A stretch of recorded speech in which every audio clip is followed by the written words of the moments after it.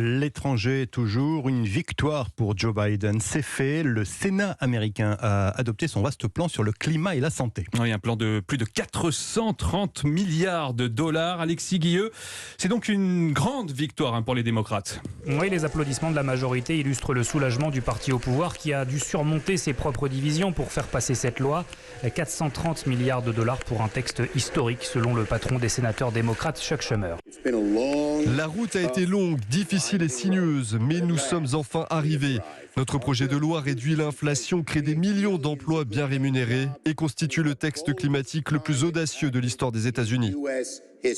Ce projet de loi tentaculaire va d'abord permettre de faire baisser le prix des médicaments pour les personnes âgées dans le but de réduire les inégalités.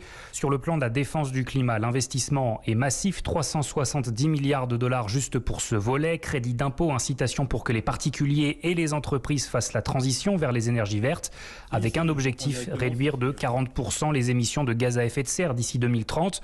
Le tout financé par des hausses d'impôts pour les plus riches et l'instauration d'une imposition minimale de 15% pour les grandes entreprises. Alors Joe Biden a dû revoir ses ambitions à la baisse. Les compromis sont nécessaires pour faire de grandes choses, a réagi le président, qui espère désormais voir remonter sa popularité à 3 mois des élections de mi-mandat. Notre correspondant aux États-Unis, Alexis Guilleux.